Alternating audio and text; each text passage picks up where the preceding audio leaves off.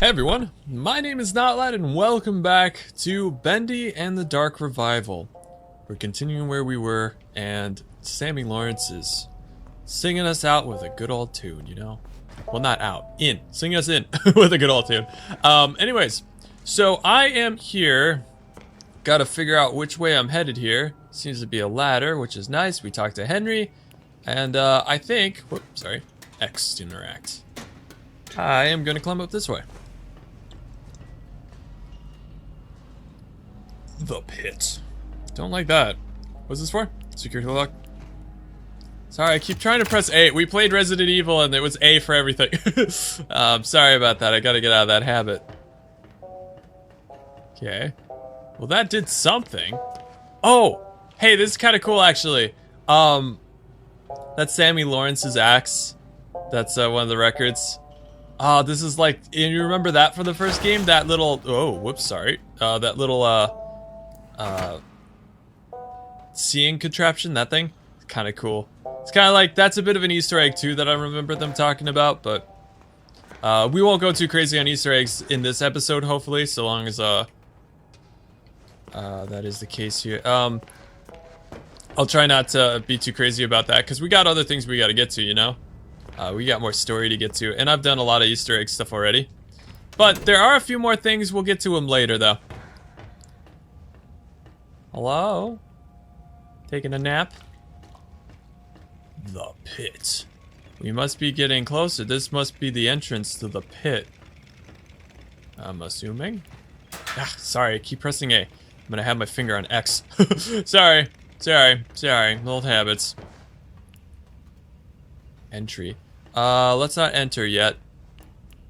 Ooh, sandwich. Milk? Oh, is that one of... Oh, that's one of our memories. Good thing I interacted with it. I thought it was just food.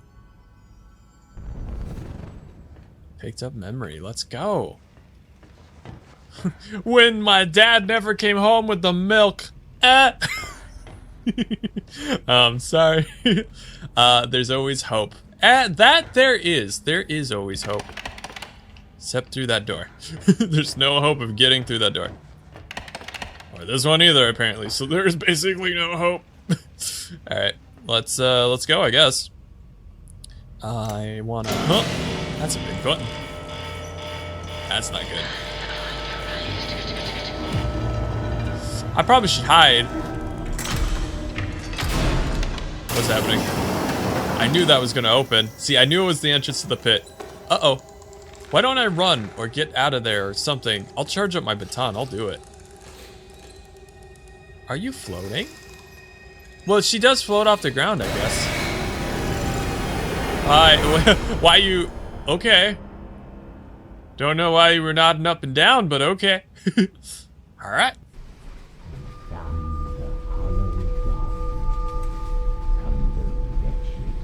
Willie? Got all the Wilson? Comes at last. Where am I? Oh, hi! Rest yourself, Audrey. You're still weak. The keepers can be relentless to strangers, but there's nothing to fear as knock long his as lights I'm out. with you. Oh, You're yeah. safe now. Uh-huh. You're the one who got me in this mess. You brought me here. Turned me into this thing. This doesn't make sense. I've never done anything to you. Open your eyes and look around you.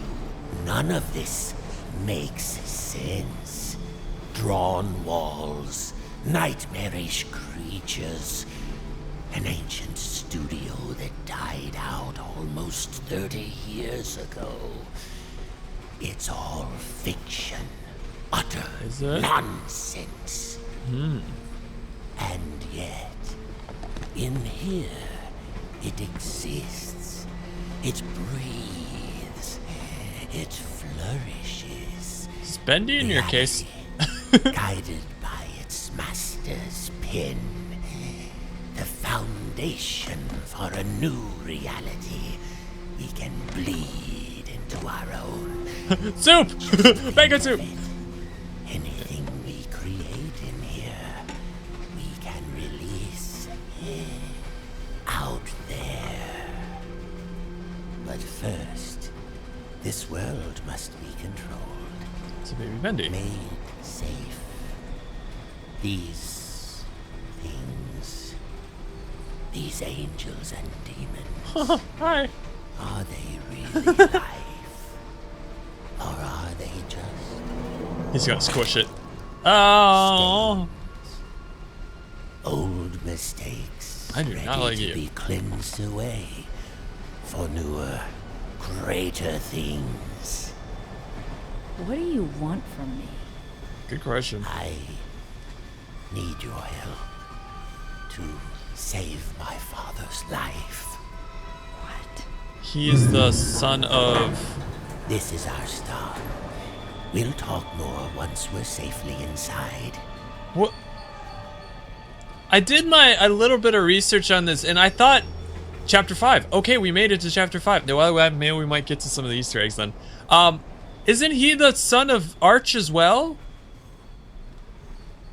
A part of me thought he was. If I'm the daughter of Arch, that means we're brother-sister, which makes no sense. So I'm confused. Is he the son of Joey Drew? I cannot remember who the heck Wilson is, but I'm pretty sure in the game we're not supposed to know yet.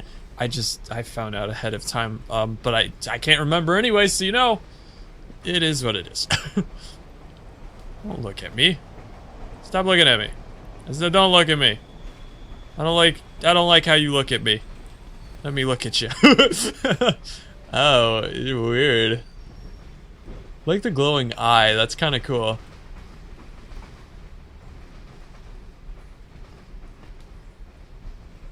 Cause yeah, he's the son of somebody who's in here. I just can't remember who. What is this? Oh, my pipe.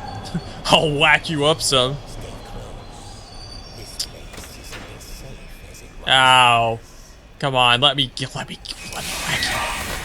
Oh, what? Single towers are nearby. Abilities have been disabled. Oh. Oh, the towers do that? That's weird. I didn't know I could go back here. There any reason for me to go back here?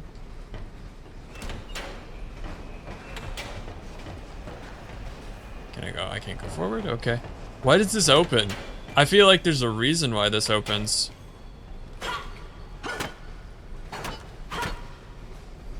No, it's not that. Okay. Interesting. Oh!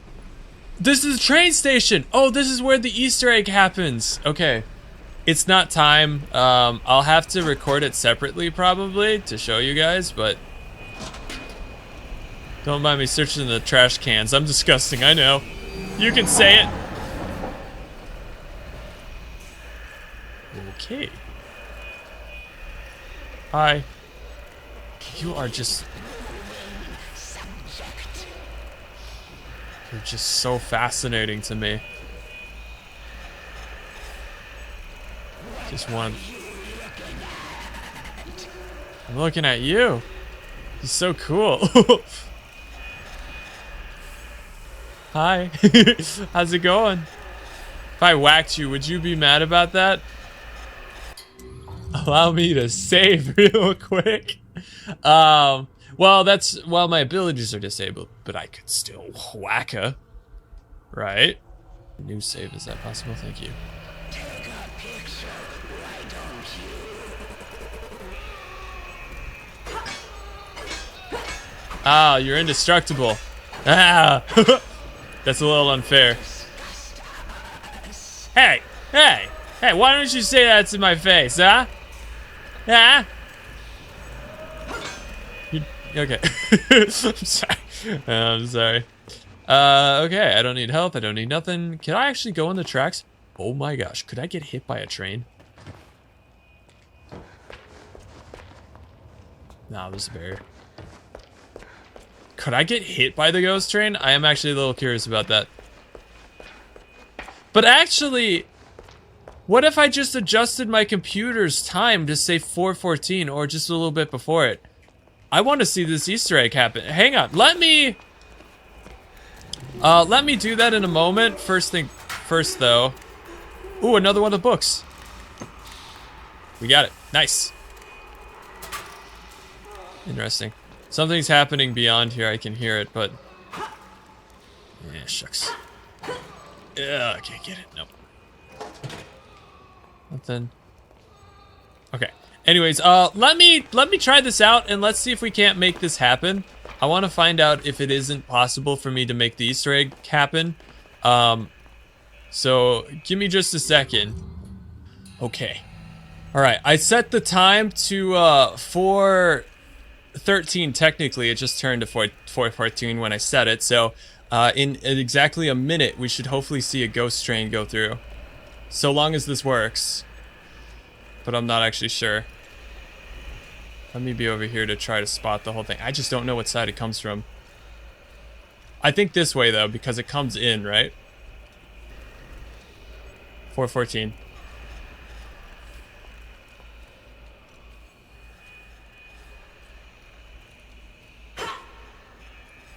Huh. I guess I can't fool the system. See how it says 4:14 there? On time?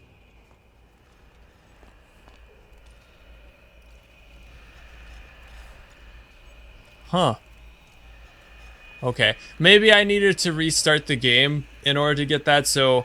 I'll try to do that in my spare time and let you guys see it later, but for now, I guess that's not gonna work. Okay, I readjusted my time, we're good. Alright, sorry about that. So I guess I'll have to record it separately maybe and add into a video, because I have to get the time exactly, so we'll make it happen sometime. We'll see what can't make happen here. Yeah. Oh, maybe it's not this track, maybe it's the other one. Oh, hang on.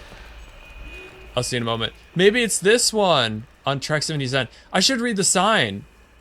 Oh, you know what? I think it is this one. Oh, okay. In that case, let me try it again. Give me 1 second. All right. I set the time once more. It says 4:12 right now, so we got like a minute to do something. There's that sign again. She's cute. She's real cute. Do you have enough time to read this? I could read this in a minute. Old Track 77 is a quiet place these days. Ever since that terrible crash a few years back, people don't like to hang around. Too many strange things keep happening on this platform. Last week, one of the railmen told me they had reports of some train going through that wasn't on schedule. There were figures standing in the car, staring through the windows, but it never stopped to let no one off. Just kept on going straight through. Some say it was the Silver Lane Express, the train that crashed. Kitty Thompson. Cool. Alright. Just a little bit more and it should go through. I'm pretty sure this is the right area. I had the wrong location. We were on the wrong side, so hopefully it'll go through. 4:14.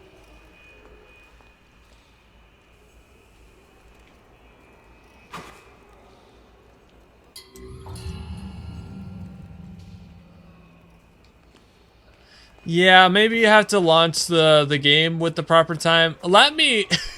I'm sorry, I'm really trying to make this happen. Let me try saving and then relaunching the game with the proper time to see if it'll work. Alright, we loaded at 4:13 exactly, and it's about to be 4:14. I restarted the game and everything. Hopefully it registers this time. We have to see.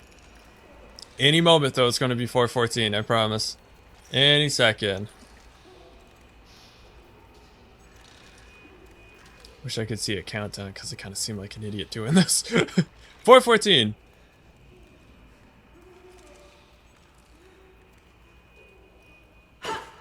I don't understand. Huh. I actually really don't understand. Okay. So maybe it's not your time. Is it PM? Maybe it's not AM. Maybe it's PM the time you need to get. I really thought it was AM though. I thought that's how that worked. Okay. Well, anyways, allow me to just fix something real quick and we'll be back into it.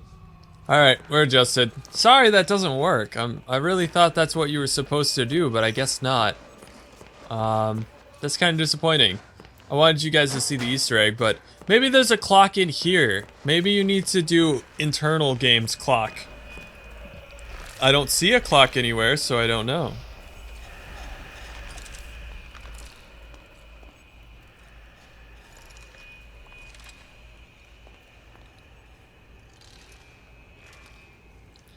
little heck on time. 4:14. But how do I know what time it is in game? I have no idea. I'd love to help. Hey, get off of him! Stop it! Don't do what you're doing! Ooh, I don't know what you're doing, but poor guy. Aw. Can't jump. Open that. I've already been over there, though.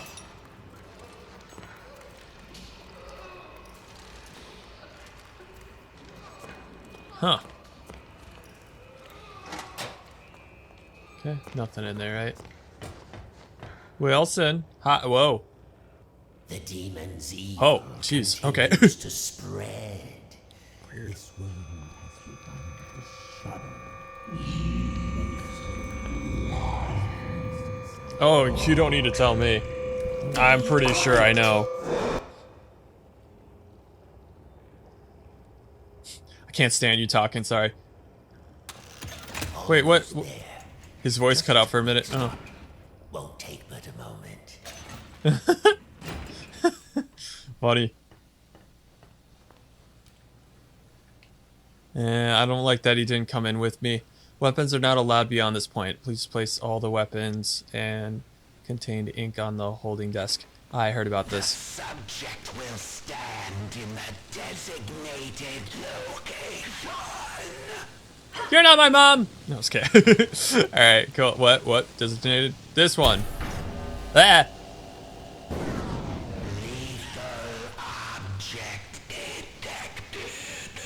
I know that. I thought maybe you wouldn't. Subject will submit all weapons for further screening. You can't tell me what I can and cannot do. Cool. Alright, so there's a cool little thing about this. If you search, you see that weapon in there? That's the one that, what's his face had? Boris, like his big ultimate form, had in one of the big boss battles. That was one from the Boris area. Tommy gun is from something too, but I do not remember exactly. It might have been from that town with all the ink people. I cannot remember exactly. No! Shush! I need to have a look. Need to see if there's nothing good around here. It's the only things with other colors than just brown and paper-esque. Alright. Do what you gotta. Yay! What would keep me from picking this back up? Oh, nothing. Alright. Hey, Wilson. To the civilized world. How do Okay. you like my signal towers? They nullify the ink demon's powers so he cannot pass them. I wish I could say I invented them, but it seems our friends at the Gent Corporation had a demon problem of their own long ago. Okay.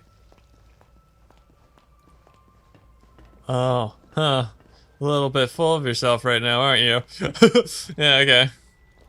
Hi, who are you, lovely lady? Do you guys, is this the missus?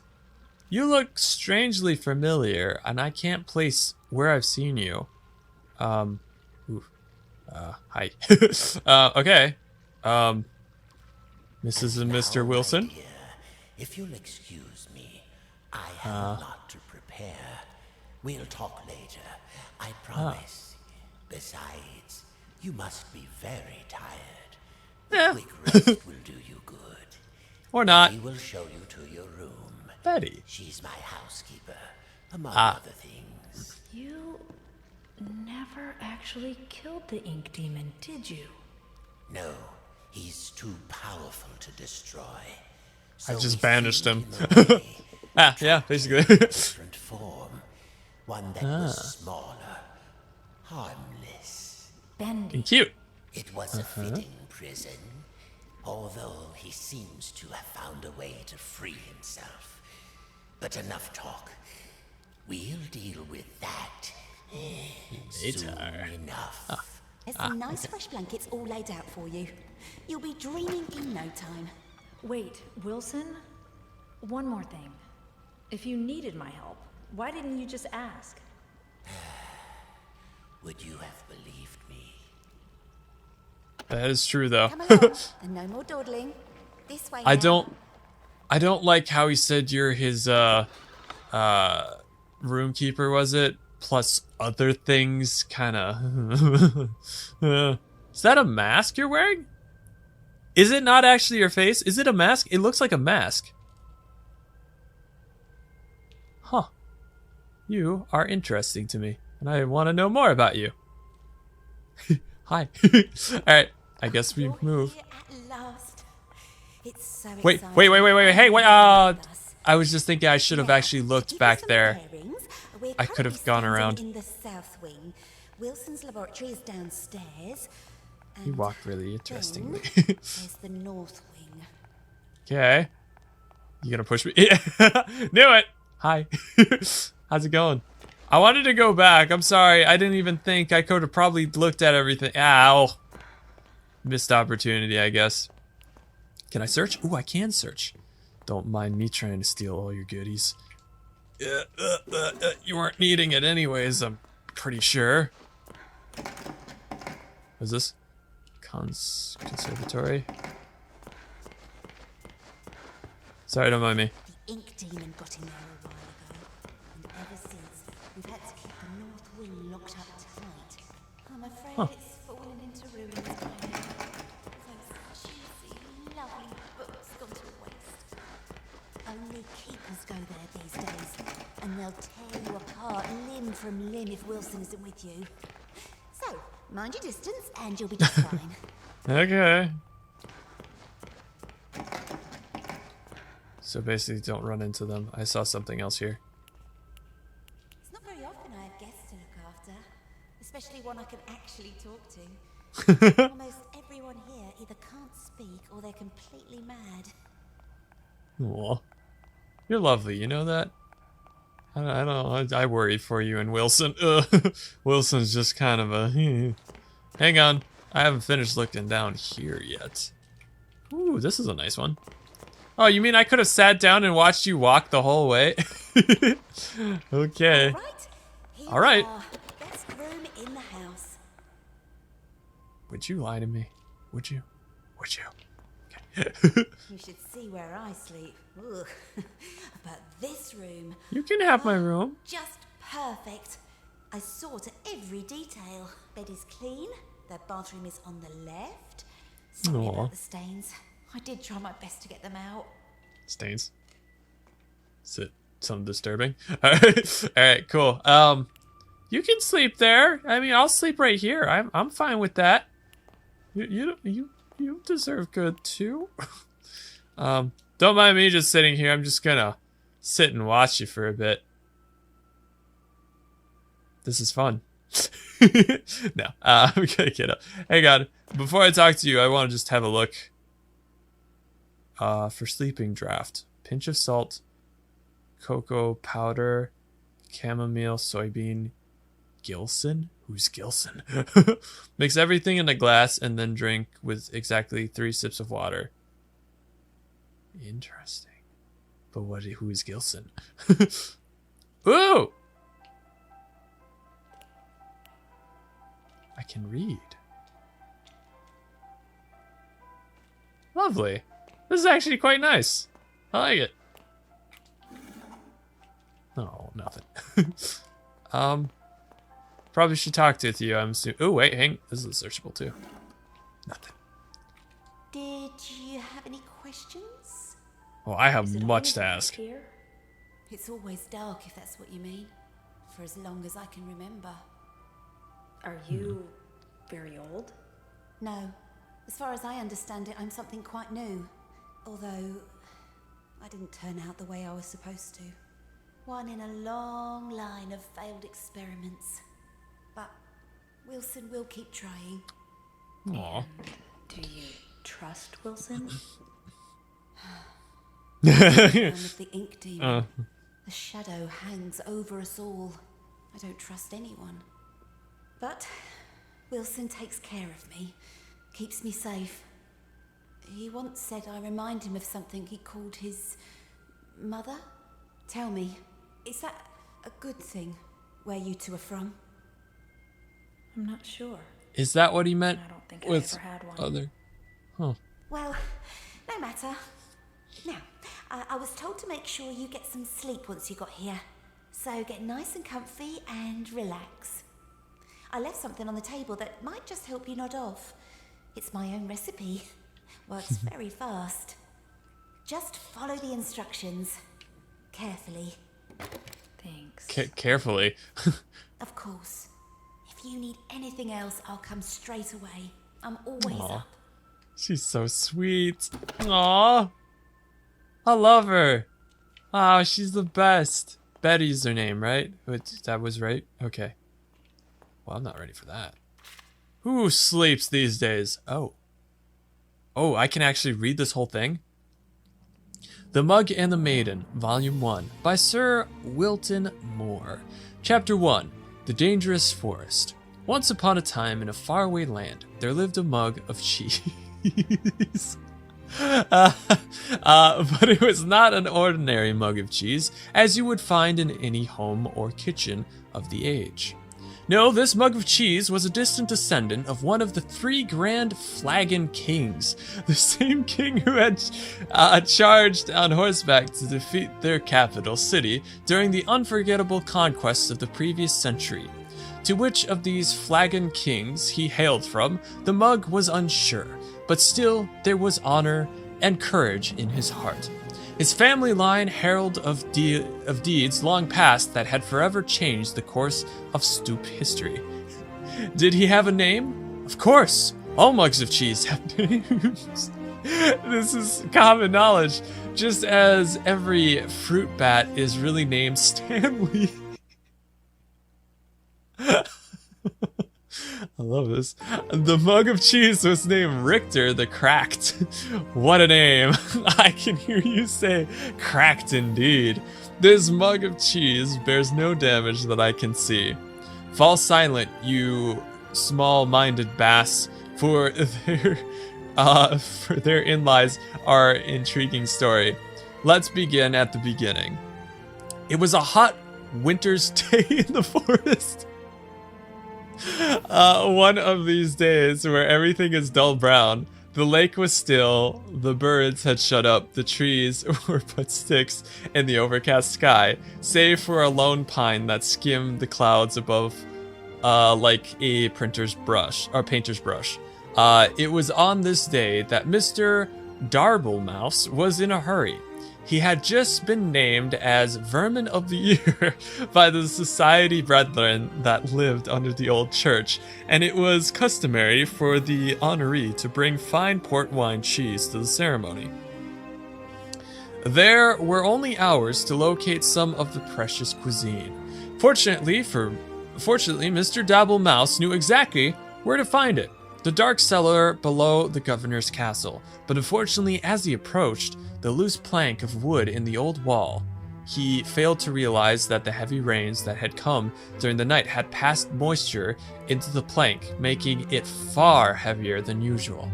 Thus, when he pushed the plank with all his might, it lifted just enough to push his body only halfway through, but his strength just couldn't contend with the weight of the plank, and his arms failed. The plank snapped back down, crushing him flat. Oh my god! Massington, no! After all, the story is not about Mr. Dabblemouse. Or had you forgotten the mug of cheese already?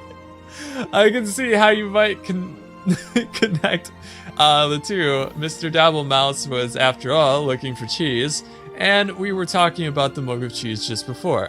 Sadly, I must inform you that there is no relation between Richter, the Cracked, and the rodent, who is now nothing more but smushed guts inside the wall. Except that there is, for it was the death of Mr. Dabblemouse that started all the trouble.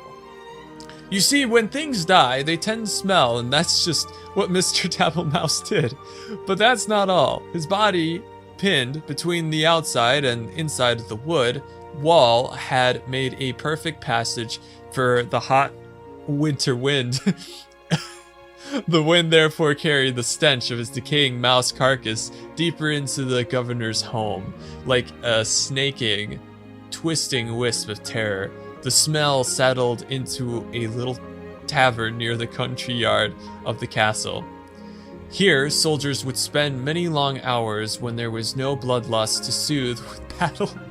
The strong ales and the red meats filled the menus from back to front at this rustic, medieval greasy spoon. Okay. Mostly, the customers came to look upon the barmaiden, Maxine, who was actually named Rita. Rita was by far the best-looking creature in all the governor's country. There was a beautiful dear woman just over the hill, but no one knew that. This book is amazing. By day, Rita scrubbed her tavern so clean you could eat off it, which was fortunate as it was a place you indeed would be eating. Since it was a tavern, by night she served her customers with charm, grace, but mostly with drinks. Did I mention that Rita was married? Well, I'm mentioning it now. Rita was married. Her husband's name was James. He didn't do much until he died. The smell of Mr. Dabblemouse knocked him flat, and that's, my friend, was that. Oh dear, this story has barely begun, and already we've killed 2 major characters. You don't say.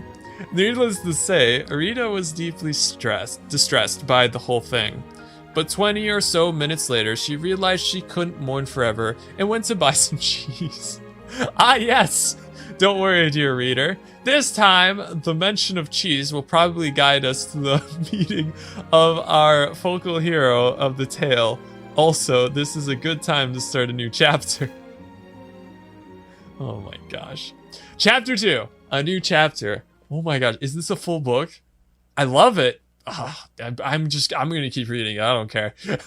Rita entered the cheese shop with her guns blazing. I am speaking metaphorically, of course, by which I mean she entered the cheese shop quite determined to buy some cheese. This was because just the night before, as her husband, James, was taking note of a weird smell in the room, she had invented a delicious new concoction, cheddar cider. It was sure to be a hit with her patrons. After all, the governor's country only had 2 exports, cheese and grapes, and she couldn't possibly make a drink from a grape. But back to the cheese shop scene. Rita knocked on the counter loudly with her fist, causing the nearby cat to do absolutely nothing, as cats do. I do know, I can attest to that. From behind the wall, she heard a stir as someone was crashing through piles of cheese to make their way towards her. Emerging gloriously from the torn yellow curtains, an old man came into view. He was giant in stature with a long gray beard. Bobbing along and stuck with his beard were all the manners of cheese crumbs and wedges, wrapped tightly within his hairs. But yet, he held even more cheese on ropes pulled across his chest, with loops of provolone linked like sausages over one shoulder. His eyes were big and his ears were bigger still. A smile of kindness erupted from his face as he locked eyes with Rita. My, the Kurds are kind to me this hour. Hello and welcome, he bellowed. Rita bellowed low and promptly began to cry. The shop owner looked at her, perplexed. What, did I say something wrong? Or what did I say wrong? Sorry. The barmaiden sniffed and snorted and finally answered, Forgive me, for my husband has just died and I am out of Swiss. I'm going to pause now in the story to ask myself why Mr. Dabblemouse went to the cellar in the governor's house for cheese if there was a cheese shop nearby. I think it's best that we overlook this glaring problem in the plot, don't you? Now back to the story at hand. Rita purchased a large amount of cheese from the shop owner. She bought cheese wheels and cheese melts and cheese slices. She bought cheese whistles and cheese bread. She bought cheese paper and cheese sandwiches. She bought so much cheese, in fact, that she had lost track of all she had obtained and just dumped all the formage into a large burlap sack for the return journey to the tavern. Goodbye, Rita, the shop owner called as he waved farewell. Goodbye, Daniel, she called back. His name was Murray, by the way.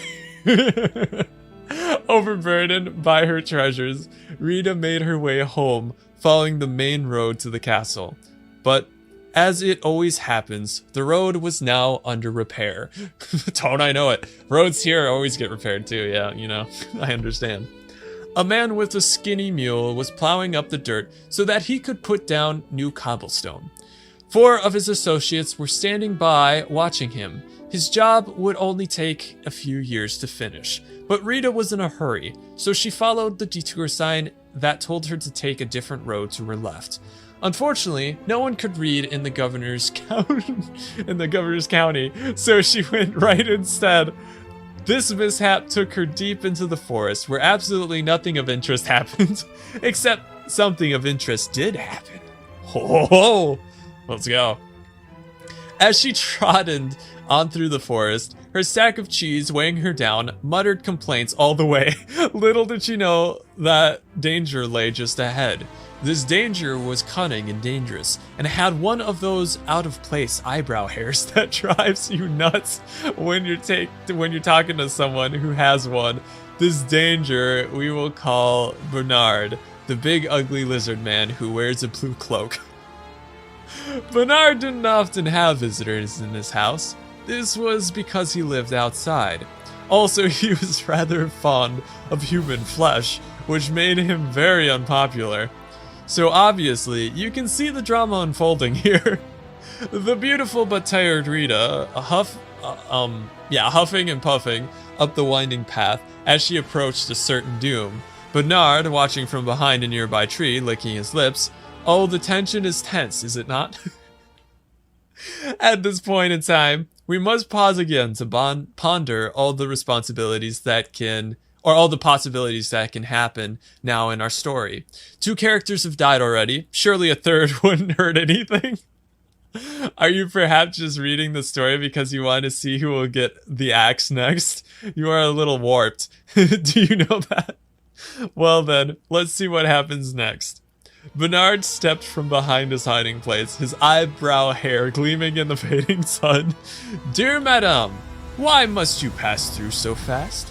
He called with his eyes glimmering.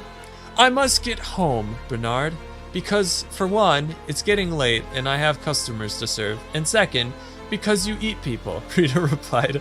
Okay. Poppycock, balderdash, codswallop. I won't hear these lies against my character, he detested. For I, Bernard, the big ugly lizard man who wears a blue cloak, have completely reformed myself. Rita squinted suspiciously at him. You have? Bernard put a hand to his heart. I have. I no longer prowl or pounce. I won't attack or bounce. I will not kill or maim or tear. I won't crush or even bite you anywhere. I promise I won't devour anymore. My gosh, you've become a boar. If you aren't going to be the danger in the story, then I've come all this way with 100 pounds of cheese for nothing, Rita grumbled. She boosted her sack further up her shoulder and turned with an angry grunt. But Bernard waved after her in a panic. Wait, it's all a ruse. I intend to eat you. Dear woman, I swear it, he cried. It's all a trick, you see. A new angle. It worked on some guy yesterday. Oh, please stay. Rita sighed, her strength just about gone from the long adventure she had taken since she left home that morning. She turned back to face Bernard. All right, she said, but your part in the story better lead to an unexpected turn of events. Oh, it will. Bernard clapped and waggled his clawed fingers to motion her to draw nearer. Just wait until the next chapter. Oh my gosh, how long is this book? I love it. I absolutely love it, and I'm not going to stop reading, but it's a little long. Chapter 3, the next chapter. All looked quite dire for Rita. Bernard had her within his grasp. Surely it would just be mere moments before his jaws clasped upon her head. Oh, what a horrible end for Rita. Needless to say, I am worried for her. But as luck would have it, Miles and miles away, 20 years earlier, something amazing happened. 2 mugs of cheese, a Gouda and a mozzarella, welcomed their first son into the world. I don't think I need to tell you his name. It was Dave. No one liked Dave. After that, their second son came forth, Richter, the Cracked, just called Richter at that time. Richter spent his early life stealing cowbells and putting them on skunks. This way people always knew when danger was nearby. You know, it's a good endeavor, you know? I see what he's going for, and he is an absolute hero. Needless to say, Richter was one smart mug of cheese. But all could not remain perfect forever, and suddenly the great skunk famine began. Richter found his world in array, and he sought a new purpose. Fortunately, there was an opening in the governor's county for an adventurer at the time. And since he was a descendant of the 3 grand flagon kings, he was boosted to the head of the line, because as we are all quite aware, even in olden times, it's not what you know, it's who you know. Thus, the adventures of Richter began. He braved deep dungeons, he slayed the great beasts, he climbed the highest mountain peaks, he sailed around the world despite the fact that he didn't own a boat. Richter was truly the stuff of legend. But did I mention the curse? Yes, fair reader, there is a curse. A fiendish and terrible curse. One morning while Richter was in the governor's county, he came upon a witch named Witch. This witch had just pulled a pound of cake from her oven, where she then proceeded to start ingesting it, right there on the front walk of her home. At once, Richter knew this creature was pure evil. Eating cake this early in the morning? And without ice cream? This was truly a fiend that needed to be vanquished.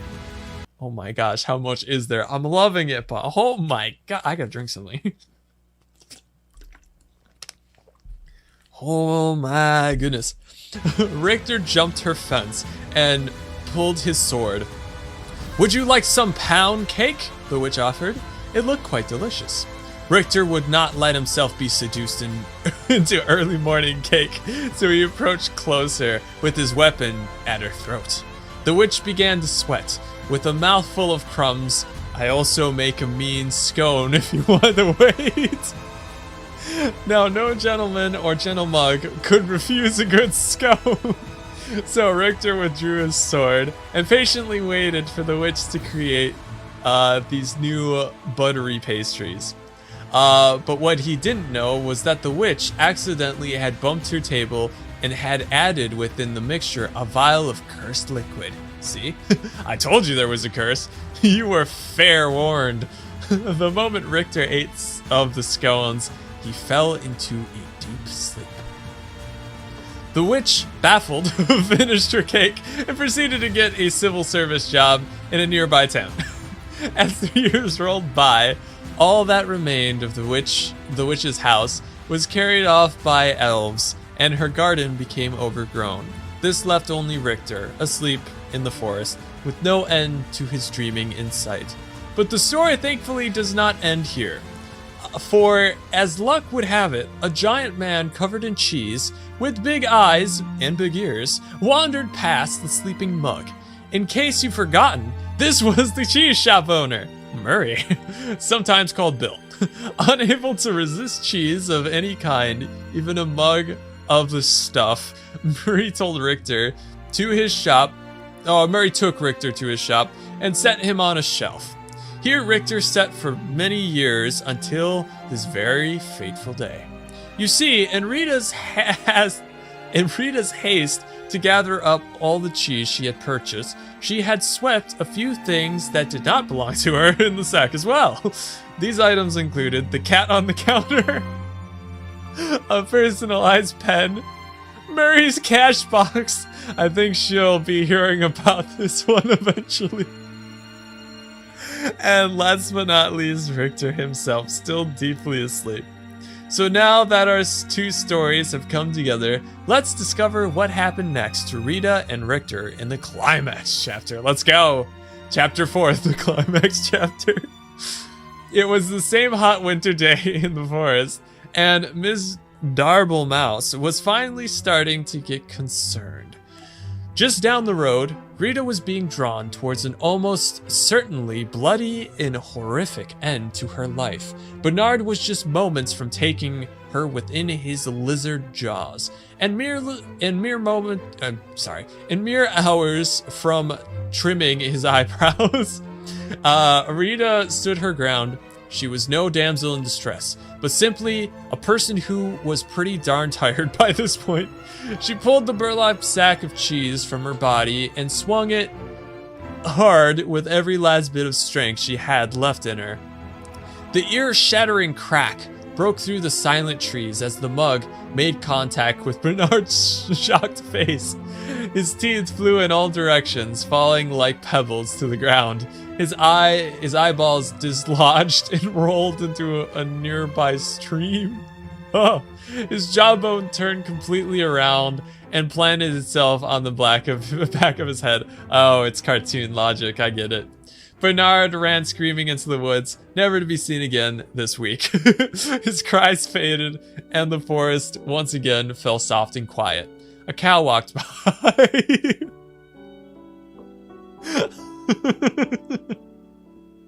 Oh my god. Just the most random thing. Rita, still standing with her sack outstretched in her arms, stood wide-eyed at what had just happened. Surely no cheese in her bag was hard enough for that kind of impact. As she placed her burlap sack upon the dirt and peeled it open, she was amazed to find Richter, the mug of cheese, inside and looking quite dazed. He had awakened, and the curse was finally lifted. Somewhere behind a desk, the witch looked up and nodded with a smile. Good. But, oh dear reader, look what was now upon his mug body. A giant and elegant crack. The very mark of a warrior. This hero's journey was finally complete. Richter, the cracked, have emerged. Yes, it is true that Richter really didn't do anything important in the attack on Bernard. Just by Richter being where he was at the perfect time, he had saved Rita. The fates were with them. Richter and Rita talked and laughed and ate cheese until the sun. He ate cheese? Oh my god. Finally, until the sun went down. Finally, they packed up their picnic and headed back to the tavern, where they were met with cheers of excitement. This is mostly because the guys had found out that Rita was now single. I love this. As the night wore on into the early morning of the hours, the tavern remained alive in the castle courtyard with singing and dancing, cheddar cider. Oh, what a celebration. But like all parties of such proportion, eventually everyone sobered up and you have to go home. Before long, it was dawn. The sun began to rise steadily in the west, making a fresh adventure on the horizon. A wind of new direction began to blow with a more steady pace. It skittered across the ground and found its way between the floorboards of the governor's castle. Here, against all odds, it found the barely remaining body of Mr. Darble Mouse. The wind carried the stench far beyond the borders of the castle, over the mountains and deep within a dark cave where Evil slept. "What the heck is that smell?" said Evil, awakening with hellfire burning behind his eyes. Eventually, news of this great evil spread from town to town until it reached the ears of Richter the Cracked. He polished his sword and gathered some crumbs of bread to store in his mug. Wearing his best expression of courage, Richter once again set off to conquer the day. His story was not yet over. But for now, dear reader, we return to our own lives. So let us end this tale with one closing thought, shall we? Be we cracked, or small, or even dead, there's always a purpose to where we all are led. Be brave and strong, and least we forget, Fate isn't quite done with any of us just yet. The end. Wow. This was the most amazing book I have ever read in my entire life, and I'm not exaggerating. That was 10 out of 10. Man, I loved every second of reading that. I wanted to just keep reading more. Oh, that book is amazing. The Mug and the Maiden. Oh my gosh, I love that book. That is the most amazing book. Oh my gosh, it's so good. But anyways, I'm afraid that we're kind of out of time. I really went overboard on this one because I did not expect that much reading. But I think that's going to do it for our episode here. But thank you guys so much for watching. I hope you enjoyed The Mug and the Maiden. What an amazing book. What an awesome story. I'm not a good reader per se. Like, I've never have been. I mix up my words. It's my ADD that kicks in. I misread things all the time, but I read that fairly well. It's just I don't think I could ever do like an audiobook. I wish I could. I wish I had the focus and everything to be able to keep up with that, but nah, I don't think that'll ever happen. But it was fun to read this out loud for you guys, so I hope you guys enjoyed it nonetheless. But with that, I'm going to end it here. So thank you guys so much for watching. My name is Notlad, signing off. Later, guys.